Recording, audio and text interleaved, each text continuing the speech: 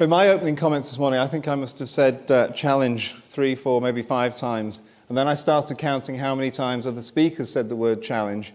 And I have to say, I ran out of fingers and toes within sort of the first few minutes of the first session. Our next speaker is not from the mutual sector, but he certainly does know something about challenge. Steve Prescott is a Challenge Cup winning, former international rugby league star of Hull and St Helens. In 2006, he received the devastating news that he was suffering from a rare and terminal form of stomach cancer. Since that time, he's devoted himself not just to battling with the disease, but to raising literally hundreds of thousands of pounds for charity. He received an MBE in the 2010 New Year's Honours List for services to charity, and in July this year, he received an honorary doctorate from the University of Hull. I know not everybody in the room will be a rugby league fan, so we're just going to give you a couple of minutes of video just to give you a feel for the kind of player that Steve was.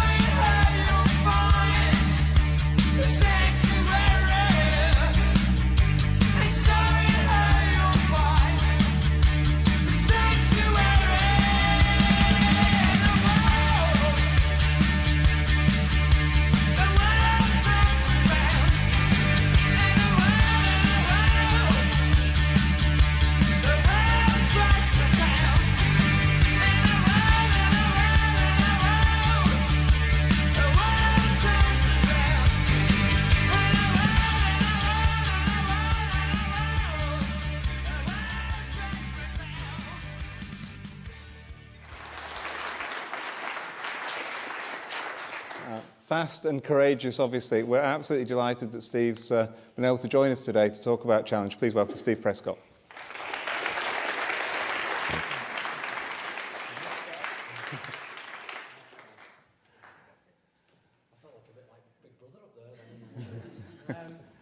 Good afternoon, everyone.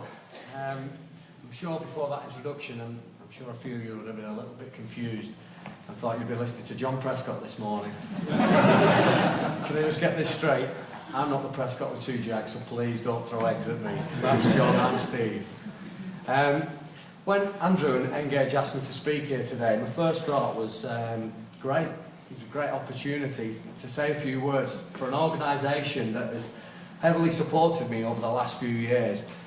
But then I thought about it again, and then I thought, oh shit, I've got to say a speech. You know, that's my worst nightmare. To a room of professionals like yourself, you know, what do I talk about? What advice can I give you guys? So as you can see, I've jotted a few things down, and you know, I've come to the conclusion that, you know, I talk about rugby a bit, and obviously my life as well, but when I was younger, I had a dream of playing professional sport. You know, rugby league, obviously we've seen there. And after initially being rejected by St Helens, I had to find a never give up attitude and some fighting spirit. And you know what? The tie, it's in the way, is it? It's just come unclipped. I'm really sorry. It's not come unclipped. I think it's just fell off as I got up. Can everybody hear me there? Yeah. I'll carry on then anyway. Anyway, I had to find some fighting spirit, and you know what I said? I'm going to prove you wrong. And you know, life's not always straightforward, and it doesn't always go to plan like it doesn't here as well. But you know, you've got to get over those hurdles, and with determination and never give up attitude, you can do that. If you get a setback, it's just another challenge, another challenge for you to say, you know, I'm better than that, and come back mentally stronger. I did. I obviously played professional for over 10 years. I wasn't the biggest of players, nor was I the best, but something I did do was I believed in myself. I gained Challenge Cup. I also gained Super League honours, and you know, I represented England and Ireland. I don't know how I did that, but I did. And also I toured with Great Britain as well. You know, I'm proud to say that I shared 42 England and Great Britain caps with Sean Edwards OBE. Well, I say shared. He had 39, I had 2, so... But, you know, I always believed that the greatest attribute wasn't my physical ability, it was more my mental strength. You know, I gave total effort at all times. I never quit trying. You know, I think that mental strength plays a huge part in life today. And, you know, whether that's overcoming adversity or with the day-to-day challenges that we are faced with. I mean, Andrew said before, in 2006 I was diagnosed, you know, I faced a different battle than a sporting battle. I was diagnosed with a life battle, and it was, you know, a rare form of terminal cancer. I was only given months to live at the time, and I can remember, it's clear in my mind, you know, being given that news, and that devastating news. I remember going for the results at the hospital, and you know, I went to the ward, and me and my wife walked in there, and I remember glancing to the right, and I seen this room. It's a quiet room on there, and I just thought, it just went through my head. I looked down, I thought, God, I hope I don't have to go in there. And as I looked up again, the two specialists were walking towards me, and you know, for them to just usher me straight into that room, it was just devastating. And what came next, you know, the news that they gave me and the devastation they created between me and my wife and I. And obviously I just had a newborn child a week before. It was unbelievable. I wouldn't wish it on anybody. And for them to actually say, you'll never see your 2 children grow up, it was devastation. I think we've got another problem here again now. Right, so we're on a new one, are we? Right, okay. Multi-mic. But, you know, can you imagine going through that? How do you get over that? How do you come back from that? Well, I did. You just do. Human nature, you know, you find it something, you find a battle. And, you know, maybe it was all them years of playing rugby, professional rugby, taking the hits, you know, picking yourself up off the floor. There we go. I can hear the echo. You know, I found some way, and you know, after my diagnosis, people rallied round, and I was given so much support and given a huge lift by, you know, the rugby league community and the general public. I was determined and inspired to help others through charity work, and that's what I've been doing ever since then. I mean, we've started to raise money for 2 charities which were close to my heart, which was obviously the Christie Cancer Hospital in Manchester, and also the Rugby League Benevolent Fund, which helps injured and sick rugby players. Obviously, with me playing rugby league, it was an easy choice. I set up the Steve Prescott Foundation 4 years ago, and we've, you know, with the help and support of sponsors like Engage Mutual Assurance and others as well. We've raised money, and also we've done numerous challenges and events, and obviously we've made ourselves bigger as well. The Steve Prescott Foundation, these events that we've undertaken, my first one is there, he's up there now. But it was called A Long Walk Home, and it was a 200-mile walk from Hull to the grand final in Manchester, and it was very difficult at the time because I'd just finished chemotherapy, and it was a real sense of achievement when I'd done that. So since then, the foundation has expanded, and we've given over 320,000 to the 2 charities, which is great considering you think the financial times that we've just been through over the last few years.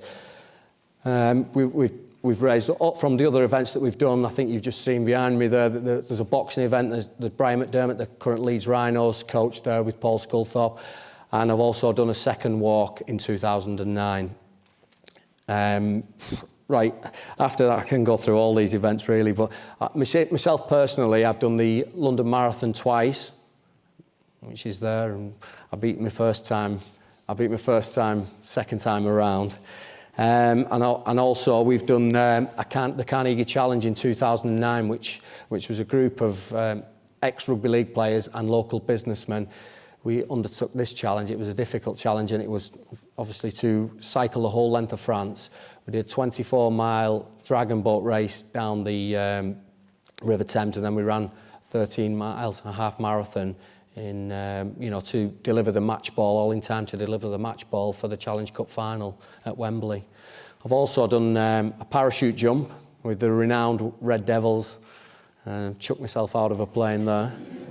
Well, I didn't chuck myself, I was strapped to the instructor, he chucked me out really, but I've also, as you can see there, and we've done a naked calendar as well, which I think that's the edited version actually. I'm not one to brag, but my bits were hanging under that cup, so... So, last year we also, this was another difficult challenge. We ran five marathons in 5 days. Engage were fully behind us by this time, and they give us huge support and huge help on that one there. And we ran 5 marathons in 5 days from Hull to the grand final over the Pennines, and it was late September. Can you imagine what the weather was like? It was howling wind, driving rain. It was obviously like a scene from the Wizard of Oz. All that was missing was a witch on a bicycle going past. But it was a tough challenge. But by far my toughest challenge has been this year, and as you can see, we cycled from Land's End to John O'Groats, and we didn't think that was quite hard enough in 9 days.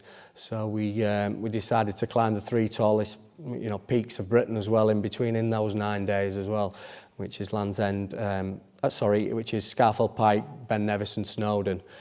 So it was a really tough challenge, and if ever there was a chance for me to quit something, it was this year, because each day was trauma.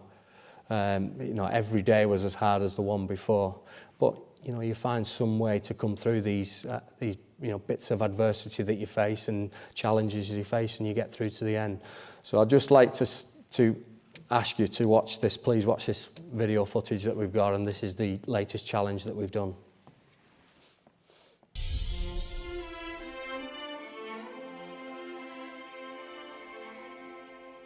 Well, as you can see, here we are, John O'Groats. We've made it 9 days into an extreme challenge, and I am shattered.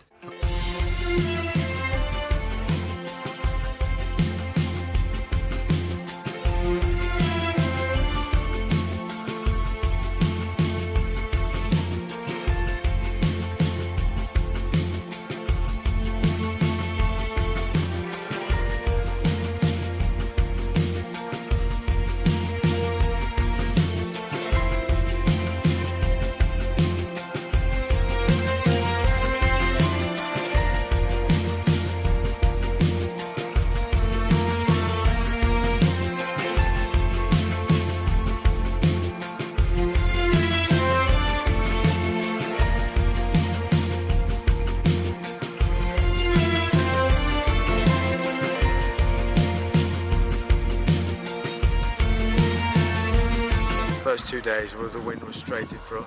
We had first day heat wave, 30 degrees, second day it threw it down. You wake up at 4 o'clock because you're that uncomfortable in bed and that sore, and you try and get out of bed, and you know you're on a tight schedule, you've got to get your bike ready. And we did 105, 106 miles and decided to climb Mount Snowdon early, so the 9 and my 4-year-old lad met us. It was good, and then I said, do you want to do it with me, to my 9-year-old, and he said, yeah, definitely.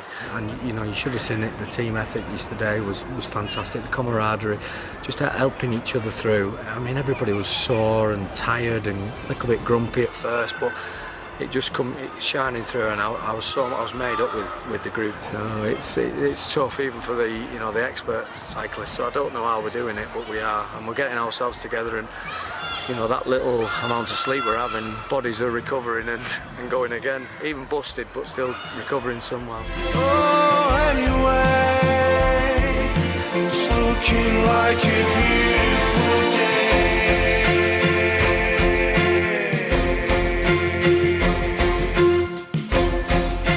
Penrith to Dumbarton, when we did a 140 mile against the wind, the rain was lashing in on us.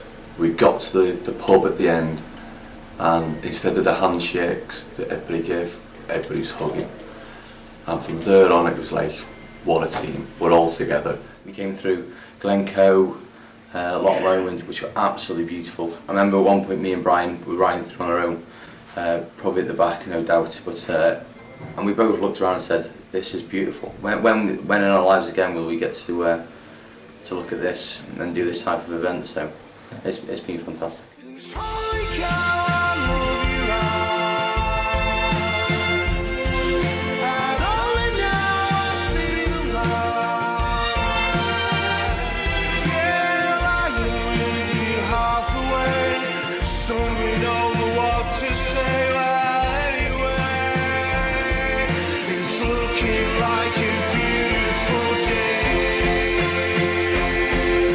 Saying the same thing, oh that was the toughest day, that was the toughest day, and then you wake up the next morning and say no, that was the toughest day, and it just gets worse and worse and worse, and your body literally goes into shock, and there's a lot of lads saying the same things. They were just profusely sweating all night. The sense of achievement when we actually got down to John O'Groats there was just fantastic. Great effort from all the lads. Did I enjoy the experience? No. But I'm pleased that I did it, and would I do it again? Probably not. It's just a massive ask on your body. It's been probably one of the toughest and most difficult things that I've had to do, you know, whether that was in professional sport or any charity event. I've gone through hell. I've gone to hell and back, really, to be honest. But I mean, I've made it to the end somehow, I think, with the help of all the people that were on the challenge, the rest of the guys, they've somehow got me through, and then, you know, to throw in 3 mountains in between and climb them, I think we underestimated, and everybody else. The people have got to realise that it was an extreme challenge that I'm lost for words, really, of how difficult it's been over the 9 days. So yeah, I would say this is definitely the toughest challenge that I've undertaken.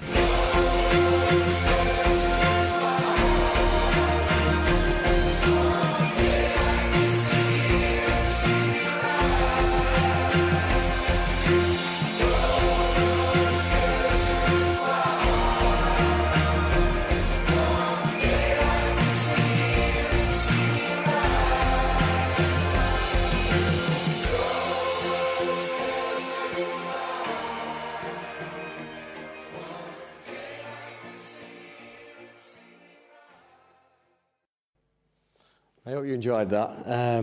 It's never nice listening to yourself on TV. I can't stand it. You know, the playback, that must be the same as X Factor. While I've been stood there, I just wrote something down, or a message that you guys hopefully can take something away from it. You know, I've put, my message to you is life and work is complicated, and you will have obstacles placed in front of you, but it's how you overcome these problems that you will be remembered, and how you keep on trying that makes you a stronger person. So, you know, if you take something from that, that's great, but all that's left for me to say is thank you and good luck with your life. I'm sure you'll forgive the mic problems. We'll blame the Big Brother chair anyway, but just want to wish you all the best and thanks for listening to me.